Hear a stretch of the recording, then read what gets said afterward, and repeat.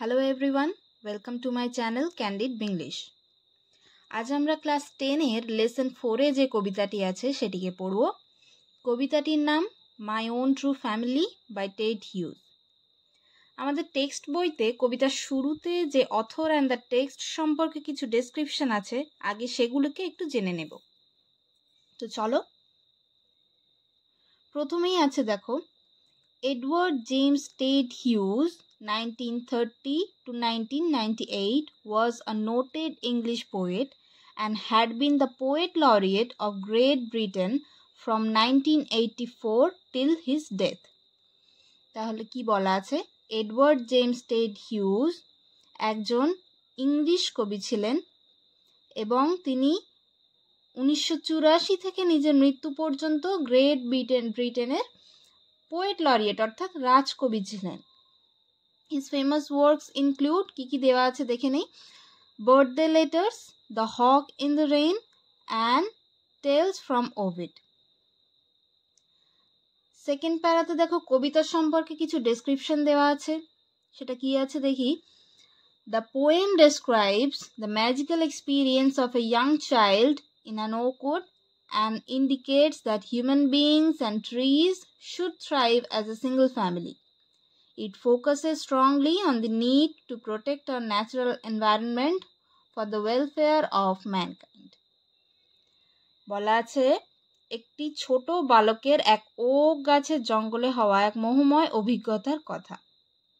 তাহলে কবিতাটিতে একটা বাচ্চার ওক জঙ্গলের একটা ম্যাজিক্যাল এক্সপিরিয়েন্সের কথা এখানে বর্ণনা করা হয়েছে এবং বলা হয়েছে যে হিউম্যান বিইংস অ্যান্ড ট্রিজ অর্থাৎ মানুষ ও গাছপালা এ দুটোকে একটা একত্র পরিবার হিসেবেই বিবেচনা করা উচিত। কবিতাটিতে খুব স্ট্রংলি কিসের উপর ফোকাস করা হয়েছে যে এই পৃথিবীর পরিবেশকে বাঁচার জন্য গাছপালা রক্ষা করার কতটা প্রয়োজনীয়তা আছে। This is a 5 stanza poem and each stanza contains 3 lines. কবিতাটি একটি 5 স্তবকের কবিতা এবং প্রত্যেক স্তবকে 3টি করে লাইন আছে। তাহলে চলো কবিতাটি শুরু করা যাক। ফার্স্ট স্ট্যান্জাতে কি বলছে? Once I crept in an oak wood, I was looking for a stag. Crept মানে হামাগুড়ি দেওয়া, সিনোনিম হলো ক্রল, আর স্ট্যাগ মানে পুরুষ হরিণ। হার্ট বা ডিয়ার স্ট্যাগের সিনোনিম হতে পারে। ডো হলো ফিমেল ডিয়ার। তাহলে প্রথম লাইনটা কি বলছে? একদা আমি অলক্ষিতভাবে কারোর নজরে না এসে হামাগুড়ি দিয়ে একটা ওক গাছের জঙ্গলের মধ্যে প্রবেশ করলাম। আমি সেখানে একটা পুরুষ হরিণ খুঁজছিলাম। তাহলে পোয়েট ওক গাছের জঙ্গলে কি খুঁজছিলেন? আ স্ট্যাগ, একটা পুরুষ হরিণ খুঁজছিলেন। সেকেন্ড লাইন দেখো কি বলছে? I met an old woman there, all nobly, stick and rag. আমার সাথে সেখানে একজন বৃদ্ধার দেখা হলো, নড়বড়ে, হাতে একটা লাঠি আছে এবং জরাজীর্ণ বা ছেঁড়া পোশাক পরে আছে। নবলি মিন্স আনস্টেডি বা নড়বড়ে, র্যাগ মিন্স জরাজীর্ণ, ওল্ড ক্লোথস। তাহলে এখানে ওল্ড উমেনের ডেসক্রিপশনে কি বলা আছে? অল নবলি, নড়বড়ে, স্টিক, হাতে একটা লাঠি আছে, অ্যান্ড র্যাগ, জরাজীর্ণ পোশাক পরে আছে। থার্ড লাইন দেখো, she said I have your secret here inside my little bag. তাহলে সে বৃদ্ধা মহিলা বললেন, আমার এই ছোট্ট থলির মধ্যে তোমার একটা গোপন কথা আছে। তাহলে কবি ওক গাছের জঙ্গলে পুরুষ হরিণ খুঁজতে গিয়ে সেখানে একজন বৃদ্ধা মহিলার সাথে এনকাউন্টার হচ্ছে। সেখানে দেখলেন বৃদ্ধাটি কেমন, নড়বড়ে, জরাজীর্ণ পোশাক পরে আছে এবং তার হাতে একটা লাঠি আছে এবং সে বৃদ্ধাটি কবিকে বলছে, আমার এই ছোট ব্যাগটার মধ্যে তোমার একটা গোপন কথা আছে, তোমার একটা সিক্রেট আছে। সেকেন্ড স্ট্যান্জা কি বলছে দেখি। Then she began to cackle and I began to quack.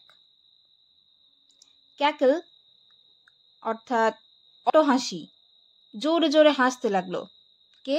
বৃদ্ধা মহিলা। and I began to quack, quack মানে ভয়ে কাঁপা, শিভার করা। তাহলে তারপরে সেই বৃদ্ধা মহিলা তার অট্টহাসি শুরু করলো এবং আমি ভয়ে কাঁপতে শুরু করলাম। She opened up her little bag and I came twice awake. সে তার ছোট্ট থলিটি খুলল এবং আমার যেন দ্বিতীয়বার জাগরণ ঘটল। এখানে টুয়াইস অ্যাওয়েক বলতে মোরাল রিঅ্যাওয়েকেনিংকে বোঝানো হচ্ছে বা আত্মার জাগরণকে বোঝানো হচ্ছে। যেন বৃদ্ধার ওই থলিটা খোলার সাথে সাথে কবির নিজের জ্ঞানচক্ষুটা খুলে গেল। Surrounded by a staring tribe and me tied to a stake. তাহলে কবি নিজের জাগরণ ঘটার পরে কি দেখছেন, যে তার চারপাশে একদল উপজাতি স্থিরভাবে তার দিকে তাকিয়ে আছে, তাদের চোখে যেন কতটা একটা বিস্ময় আছে এবং আমি একটা খুঁটির সাথে নিজেকে বাঁধা অবস্থায় দেখছি। ট্রাইব মানে উপজাতি, স্টেয়ারিং মানে খুব দৃঢ়ভাবে কারোর দিকে তাকিয়ে আছে, অনেকক্ষণ ধরে তাকিয়ে আছে। নেক্সট স্ট্যান্সা চলো। They said, "We are the oak trees and your own true family." তাহলে সেই উপজাতির দল কি বলল? তারা বলল, আমরা হলাম ওক গাছ এবং তোমার আসল পরিবার। Next line, We are chopped down, we are torn up, you do not blink an eye. Chop down, torn up, blink an eye এগুলো প্রত্যেকেই হলো ফ্রেজাল ভার্ব।